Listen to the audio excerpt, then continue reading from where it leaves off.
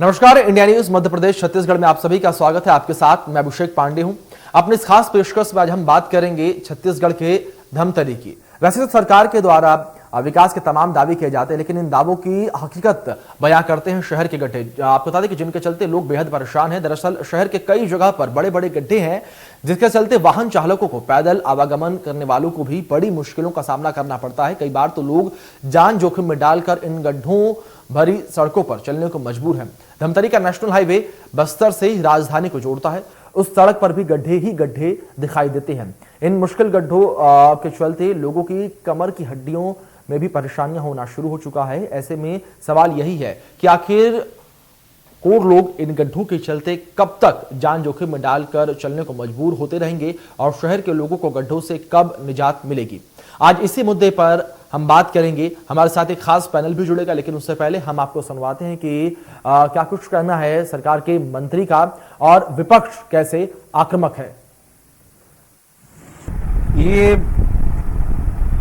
Road बन रहा है, थोड़ा बहुत तो रहेगा, लेकिन इतना जितना बीजेपी के समय में हालात खराब होता था, अड्डी टूटते थे, उस समय वैसा नहीं है। बीजेपी वाले को कोई मुद्दा है ही नहीं। नगर निगम देख रहा है और धमतरी देख रहा है, ये पूरा झूठा है। आपने देखा होगा पिछले 2 साल में इस सरकार में सड़कों के नियमित रूप से जो मरम्मत होती थी वह कार्य पूरी तरीके से ठप है। कहीं कोई रिपेयरिंग का कार्य नहीं हो रहा है। 40-40 टन की दैत्याकार गाड़ियां रेत के परिवहन में लगातार दिन और रात लगी हुई है, और उसके बावजूद भी रोड को जो है वो उसकी खस्ता हाल पे छोड़ दिया गया है।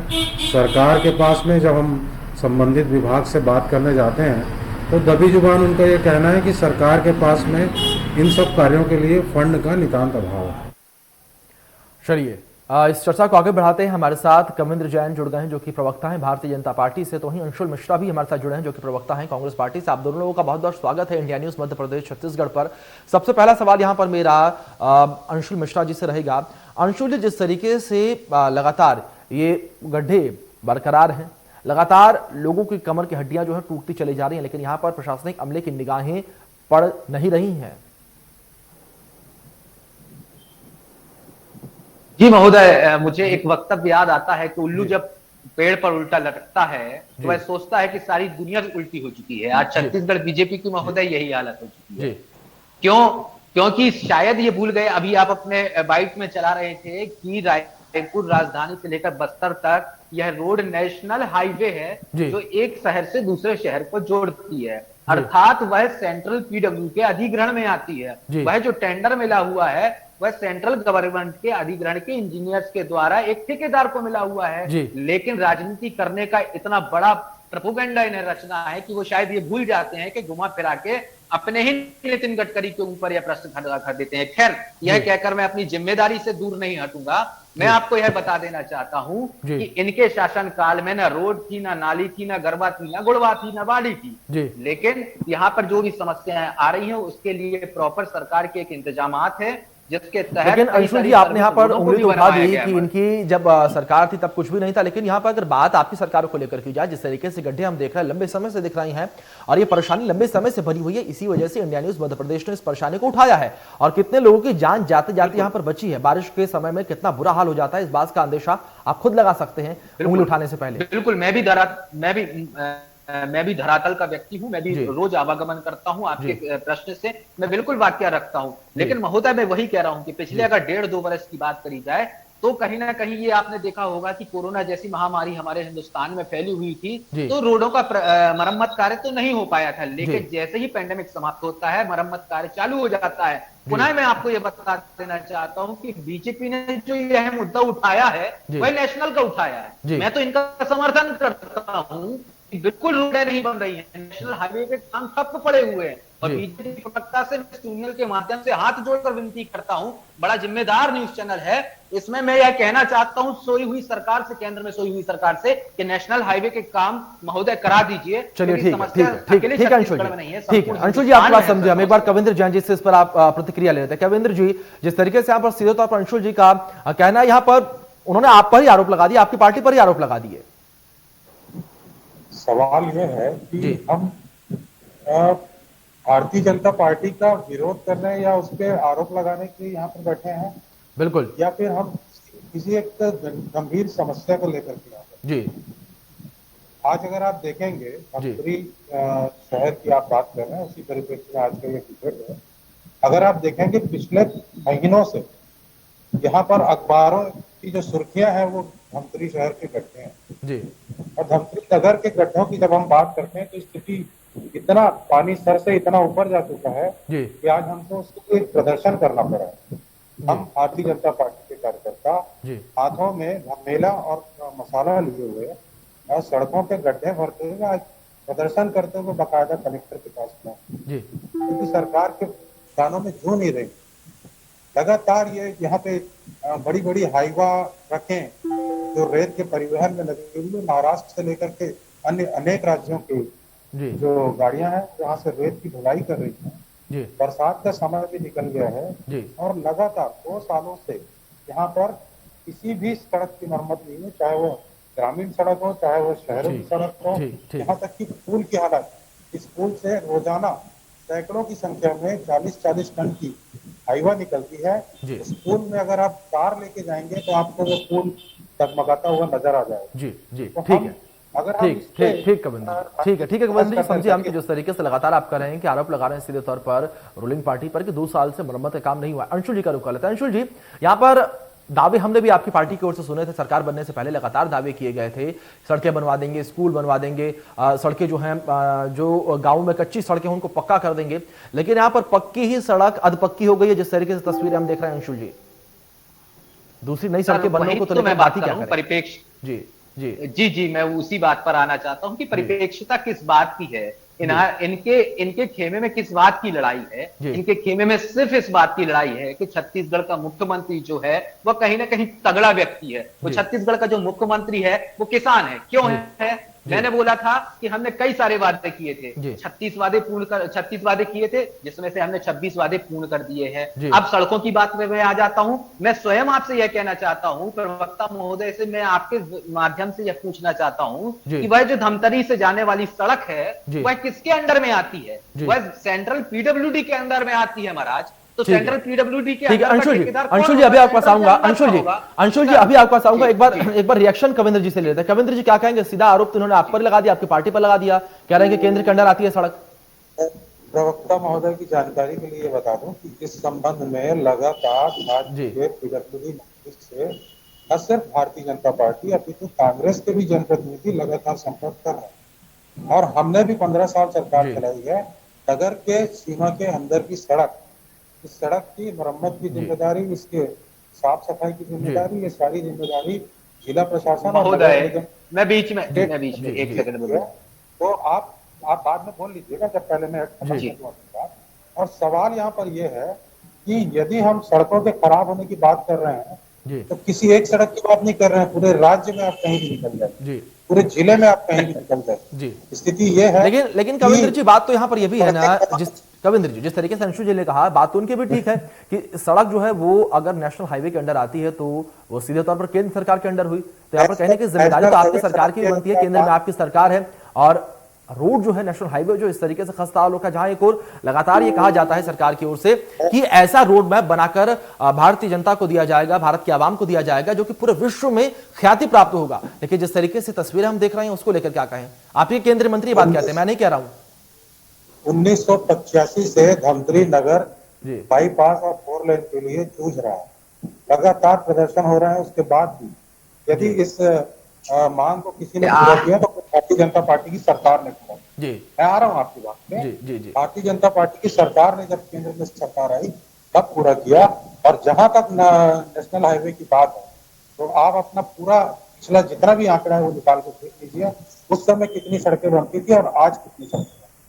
तो माननीय नितिन गडकरी जी जो कि केंद्र में सड़क निर्माण के मंत्री हैं, उनकी तो पूरी प्रामाणिकता को कोई चैलेंज नहीं कर सकता, जिस प्रामाणिकता के साथ वो कार्य कर रहे हैं। रहा सवाल राज्य की जिम्मेदारी का, राज्य की जो जिम्मेदारियां हैं उसे पूरा करने में भूपेश बघेल पूरी तरह से नाकाम साबित। जी लेकिन यहाँ पर कविंद्र जी जिस तरीके से रोज जो लोग घायल हो रहे हैं, रोज लोगों का एक्सीडेंट हो रहा है गड्ढों की वजह से, इसका जिम्मेदार कौन होगा? इसका जिम्मेदार मैं किसको ठहराऊं? आप ही बता दीजिए मुझे। निश्चित रूप से इसका जिम्मेदार जो है वो राज्य की भूपेश बघेल की सरकार है, क्योंकि ये उनका काम है कि नियमित रूप से सड़कों की मरम्मत हो, नियमित रूप से सड़कों की देखभाल हो, और जहां पर भी ऐसा लगता है कि किसी भी कारण से ऐसी स्थिति है कि सड़क बनाना जरूरी है, तो उसके लिए यहाँ के जो प्रभारी मंत्री हैं, माननीय मुख्यमंत्री जी है, निगम में आपका महापौर बैठा हुआ है, विधायक लगातार आपके पास मांग कर रही है। ठीक है, इसके बावजूद भी आपको 2 साल हो गए, आप कब तक ये कोरोना में काम है। ठीक है, लेकिन कविंद्र जी एक बड़ा सवाल यहाँ पर यह भी है कि क्या आप इस बात को केंद्र सरकार के समक्ष रखेंगे, केंद्र से आप इस बात की डिमांड करेंगे? केंद्र सरकार से किस चीज की डिमांड करें? सड़क के अंदर, शहर के अंदर, नगर सीमा के अंदर यदि रोडों का खस्ता हाल है तो केंद्र सरकार तो यहाँ पर देखने नहीं आएगी। आपको मैं बता देना चाहता हूँ, बाईपास सड़क धमतरी से 11 किलोमीटर दूर से होकर निकल गई और केंद्र सरकार उस बाईपास सड़क की द्रुत गति से निर्माण कार्य में लगी हुई है। अच्छा, ठीक है, और उसके बाद अंशुल जी से इस पे राय लेते हैं। अंशुल जी, जिस तरीके से कविंद्र जी हमने पूछा, यहाँ पर केंद्र सरकार को भी लेकर पूछा कि नेशनल हाईवे उनका अंडर है, उन्होंने सीधे तौर पर आरोप जो है या यूं कहे कि ढिंगरा जो है आपके ऊपर ही फोड़ दिया, आपकी सरकार पर फोड़ दिया कि जो प्रदेश की भूपेश बघेल सरकार है उसका किया दरा है कि सड़कों पर खड्डे दिख रहे हैं और कहीं ना कहीं नाकामयाबी बताइए आपकी सरकार की। सर यही तो मैं कह रहा हूं ना कि ये भक्ति की तो ये तो प्रकाष्ठा हो गई महोदय। मतलब अगर मैं जैन साहब की बात को 2 सेकंड के लिए भी मान लूं तो जैन साहब का कहीं ना कहीं कहने का मतलब ये निकल कर आ रहा है कि जो नेशनल हाईवे है उन्हें को उसको भी महापौर को बनवाना चाहिए, पार्षद को बनवाना चाहिए और जनप्रतिनिधि को लगाना।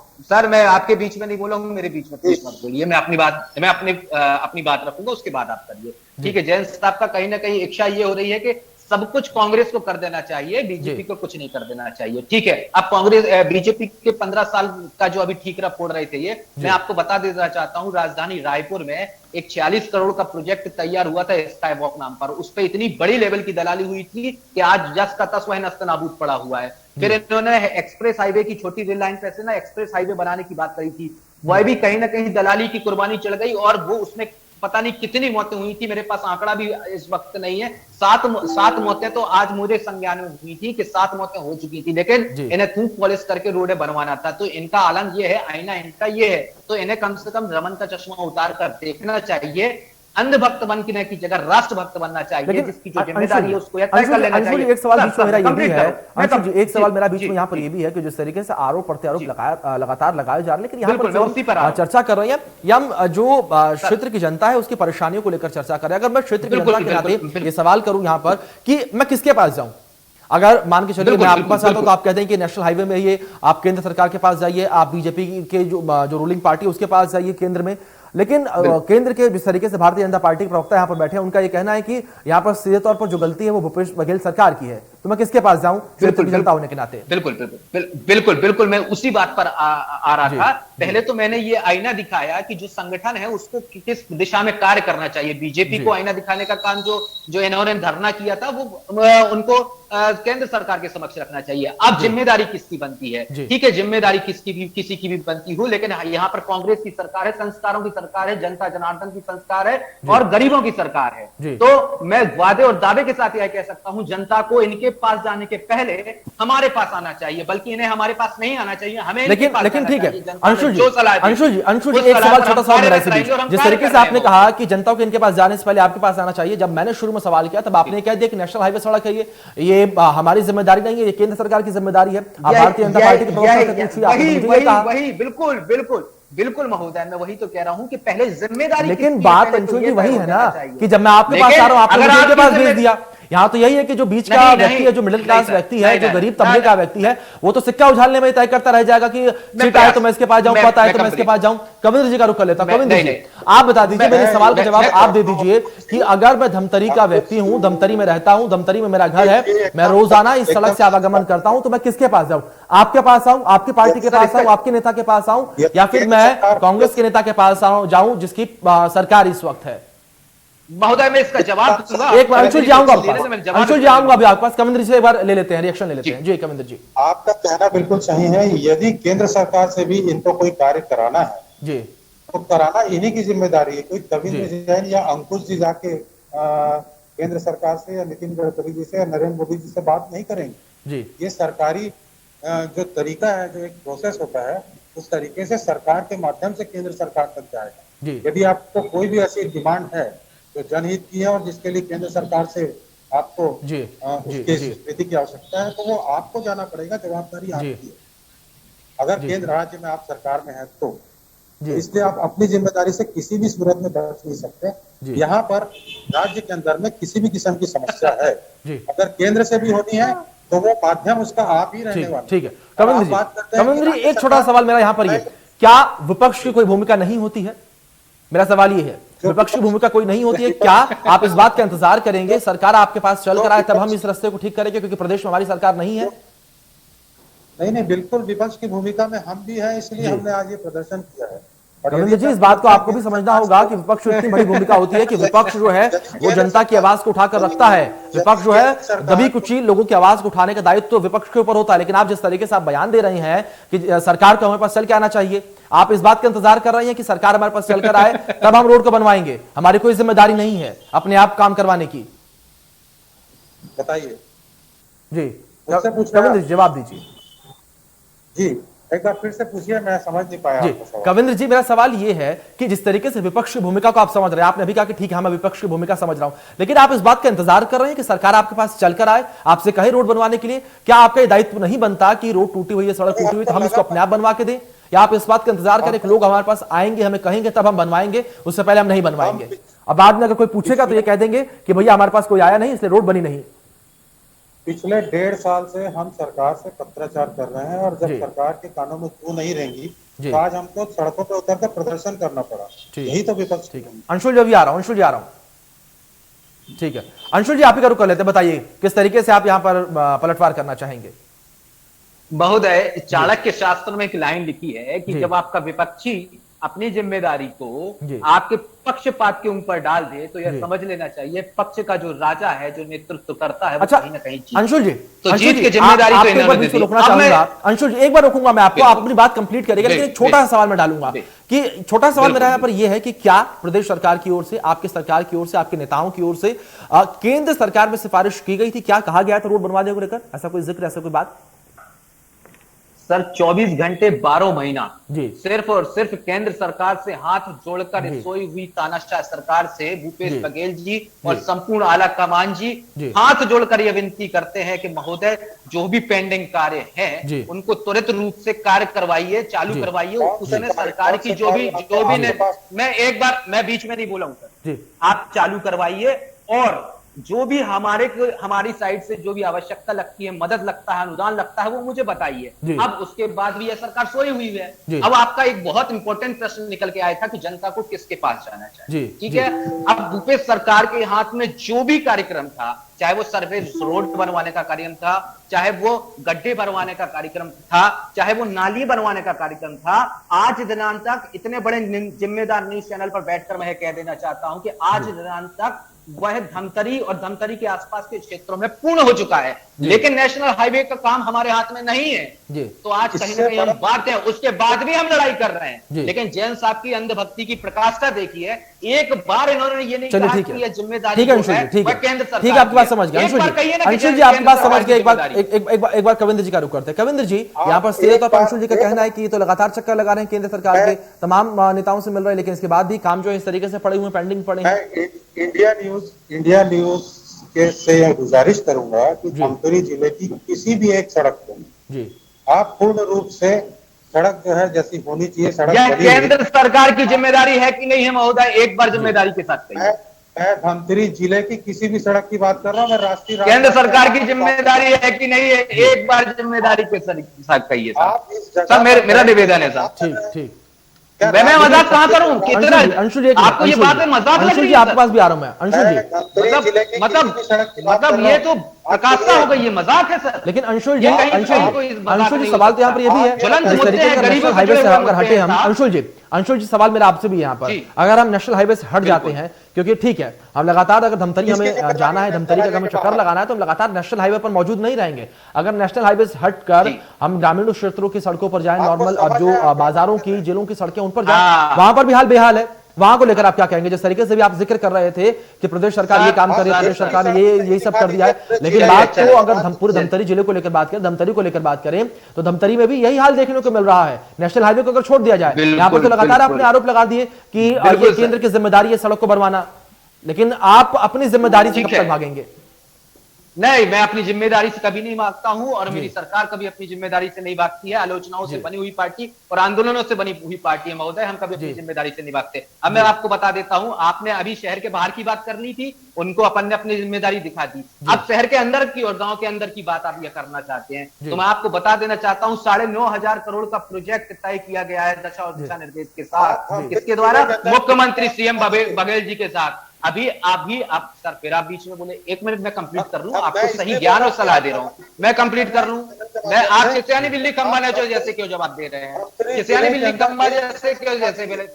मैं आपको बता दूं, आप सुनिए, मैं सुनाऊं, अभी आपके पास आऊंगा, मैं लास्ट कमेंट आप ही से लूंगा, समय कम है अंशुल जी को। ठीक है अंशुल जी, पानी पीजिए सर, किसियानी बिल्ली खंबा नोचे जैसे बयान मत दीजिए, मैं आपको जवाब दे रहा हूं।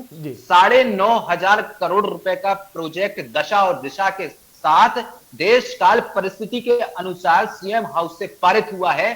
सिर्फ और सिर्फ सड़कें और पुलिया निर्माण के लिए। अभी तक क्यों नहीं हुआ था वो भी मैं बता देता हूं। वो सिर्फ और सिर्फ इसलिए नहीं हुआ था कि पिछले 2 वर्षों में हम एक बहुत बड़ी महामारी से जूझ रहे थे, जिसे हमने कोरोना कहा था, जो देन सिर्फ और सिर्फ मोदी सरकार की है। अगर वो मोदी सरकार नमक से ट्रंप नहीं करती, 2 सालों की बात करूं, इन पूरे 2 सालों में केवल और केवल 4 से 5 महीने ही ऐसे रहे होंगे जिसमें काम बंद रहा हो, उसके अलावा सब कुछ चला है कोरोना प्रोटोकॉल के अंदर। कविंद्र जी आपका रुख करूंगा, कहिए किस तरीके से यहाँ पर आप पलटवार करेंगे उन्होंने कहा है? देखिए, ये कार्यकाल इनका, ये भूपेश बघेल का कार्यकाल जो है वो कोरोना के बहाने में निकल जाएगा। मैंने आपसे कहा, आप धमतरी की जिले की किसी भी सड़क, चाहे वो राज्य की हो, चाहे वो ग्राम पंचायत की हो, चाहे वो पीडब्ल्यूडी की हो, चाहे वो आरईएस की हो, चाहे किसी की भी हो, एक भी सड़क सही दिखा दीजिएगा। बिल्कुल बिल्कुल कविंद्र जी, हम भी यही उम्मीद करते हैं, कि प्रदेश में धमतरी में सड़कें जो है बने। और यहाँ पर जो सिक्का उछालने का कार्यक्रम चल रहा है ना कविंद्र जी, अंशुल जी, आप दोनों लोग सुन लीजिए। उम्मीद करता हूं कि सिक्का उछालने का ये कार्यक्रम बंद हो और जनता को भटकना ना पड़े दर दर। कविंद्र जी, अंशुल जी, आप दोनों का बहुत बहुत शुक्रिया, आप हमारे साथ जुड़े इस चर्चा में, अपना कीमती समय आपने इंडिया न्यूज मध्य प्रदेश छत्तीसगढ़ को दिया। फिलहाल के लिए इस बुलेटिन में इतना ही। तमाम बड़े अपडेट्स के लिए आप बने रहिए इंडिया न्यूज के साथ। धन्यवाद।